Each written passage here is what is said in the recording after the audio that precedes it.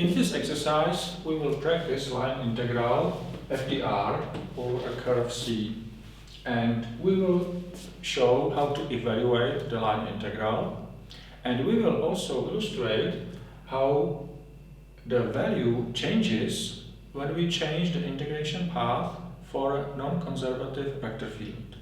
And then we will compute the integral for a conservative vector field, and the change of the path will not change the result of the integral.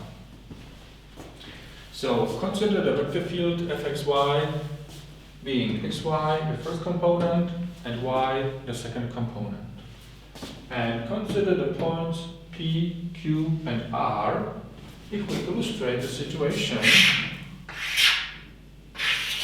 then the point P is here, 1, 1, and Q is 3, 4. And we want to move from P to Q in two different ways. First, using the straight segment PQ, and then we will modify this path, namely going through the point R with coordinates 3, 1. So let's start with the segment PQ. We want the parameterization for the segment PQ. Then x starts at 1 and y starts at 1. And when we consider the parameter t running from 0 to 1, and when we want to go from 1 to 3, we must add 2t, and when y should increase from 1 to 4, we should add 3t, and t will be from the interval 0, 1.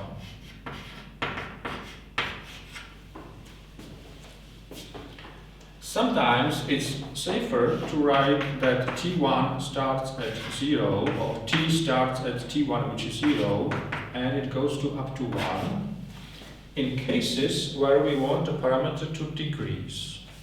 Because if we write t is element of some interval, it is not clear whether it increases from 0 to 1, or whether the parameter decreases from 1 to 0. So this is perhaps sometimes safer if we want to stress the orientation, the direction. Then dx will be 2dt, and dy will be 3dt, the differentials. Well, and now we can evaluate the integral. Let's call it capital I sub PQ, to denote that we use the path PQ as one single segment. This is the integral of FDR, which is f1 dx plus f2 dy. f1 is the first component of the vector field f, and f2 is the second component. And dx dy are the differentials of the Cartesian coordinates xy, and this is along the curve C. Let's continue here. I sub PQ, and now we want to express this integral as a definite integral with the integration variable t. So it will be now integral from 0 to 1. f1 is xy, x is 1 plus 2t, y is 1 plus 3t, dx, which is 2, and we will write dt at the variant, plus f2, which is y, which is 1 plus 3t, times dy, which is 3dt.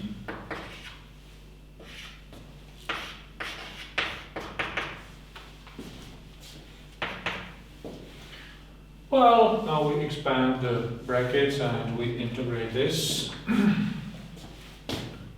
So we have integral from 0 to 1.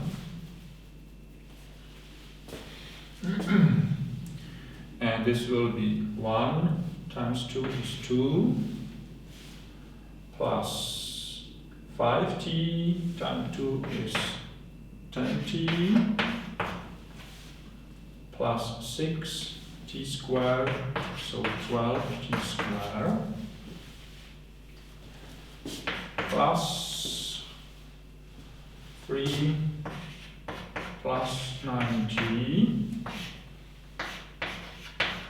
dt, which is integral from 0 to 1, 5 plus 19t plus 12t squared dt, and now the antiderivative is 5t plus 19 half t squared plus 4t cubed from 0 to 1. Let me check this with my previous computation.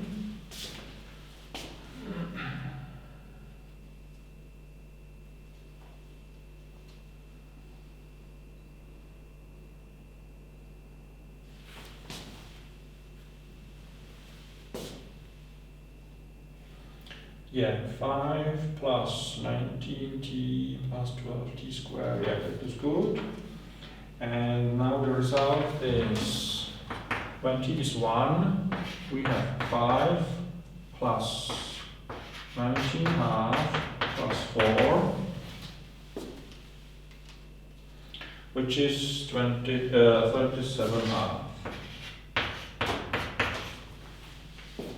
So this is the integral when going from p to q in this shortest way. Now, what if we change the shape of the path, keeping the initial point and the end point fixed, unchanged, but we change the shape, we change the details. For the vector field, it is easy to check whether it is a conservative vector field. If we consider f1, the first component in xy, then the partial derivative of the first component with respect to the second variable is x. And if we write the second component f2, which is y, then we can find the derivative of the second component with respect to the first variable, and this will be 0. And this is different. That means there is no potential.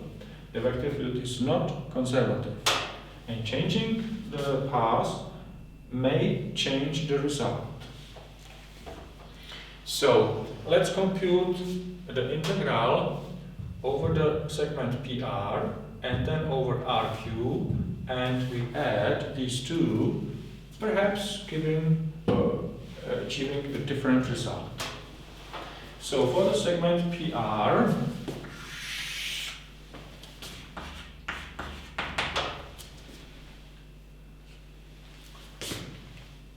x may be t, and y is a constant. Then dx is dt, and dy is 0. If y is constant, then the change of y to differential is 0. If dy is 0, then we do not have to consider this second term, f1 dx only. Then the integral, capital I sub PR, will be integral, well, yeah, and t now runs from 1 to 3.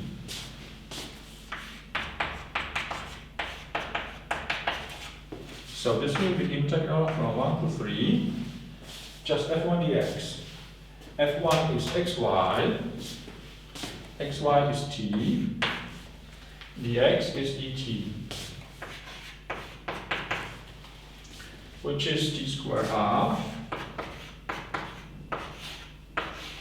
from 1 to 3 which is 9, minus 1 is 8, divided by 2 is 4. And then the second part of the journey from R to Q,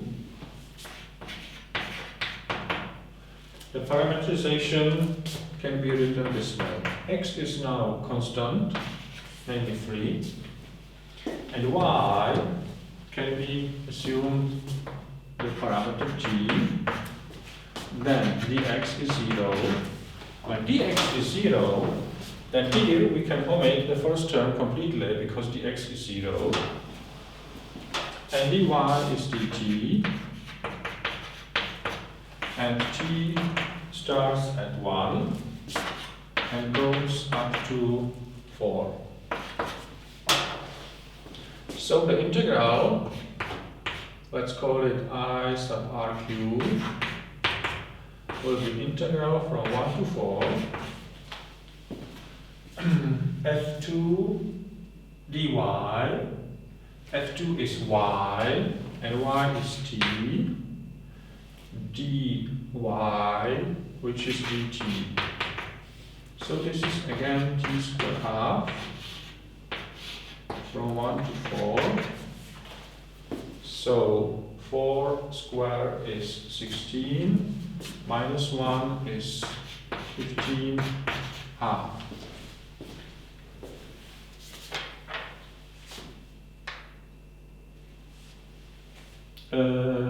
No, it should be 27 half. Sorry, 50 half. Okay, 50 half. Yeah, right. So if we add these two contributions, I PR plus I RQ, then we have 23 half, which is different from 37 half.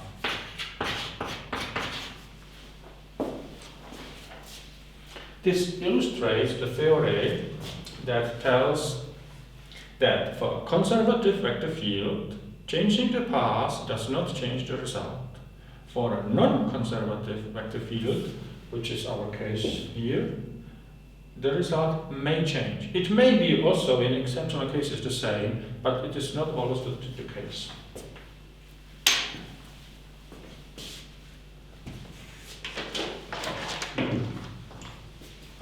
Now, assume we change the vector field so that this is true. This will be a completely different exercise, completely different problem. The original problem is solved. Now, we want to change the vector field so that it is conservative, and we want to illustrate that changing the path does not change the result. Okay, let's keep f1 the same. And how should we modify f2 to get equal? We want f2 dx being x. Then, if we take x squared half for f2, then the derivative will be now x, and this vector field will be conservative. So let's consider the vector field f arrow, which is at xy the first coordinate and square half the second.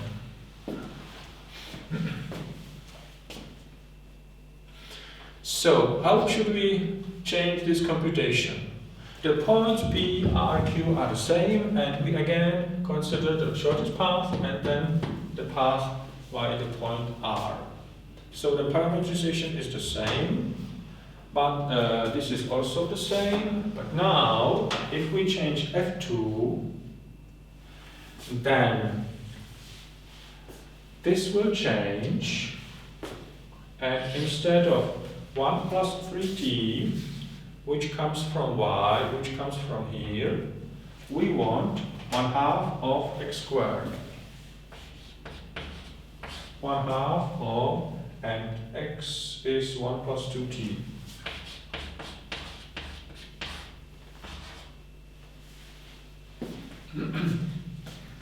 Then here we have, instead of 3 plus 90, we have 1/2 of 1 plus 4t plus 4t squared. That means here we have 2 plus 1/2, which is 5/2, plus 10t plus 2t is 12t, plus 12t squared plus 2t squared is plus 14t squared. Let me check this.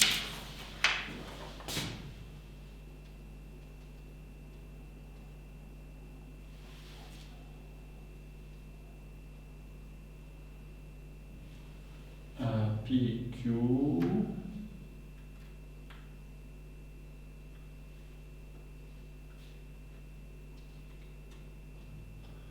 5/2, no, 7/2,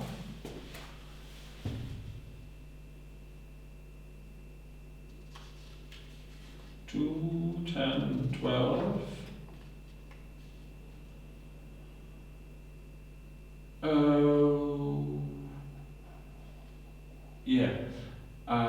I've forgotten to multiply by 3.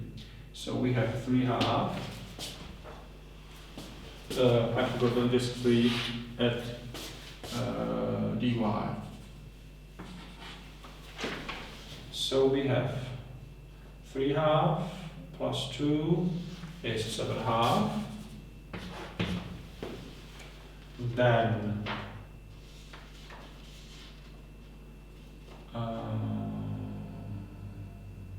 6 plus 10 is 16.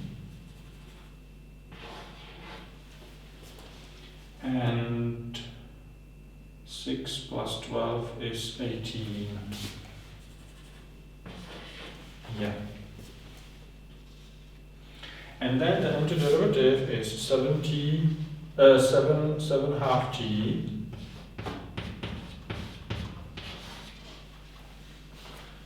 plus 8t squared plus 6t cubed from 0 to 1. And the result is 35/2.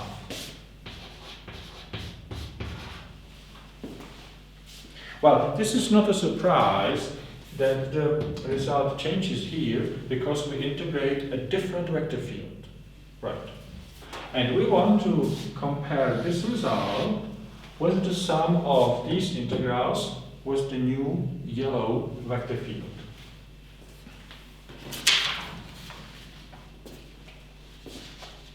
So in the integral PR, when we integrate along x, dy is 0, and changing f2 has no effect because dy is 0. So this is still 4, even for the yellow vector field. However, integrating along RQ may change, because then instead of f2 equal to y, we have f2 equal to x squared half. But in the line RQ, x is 3, so f2 is 9/2.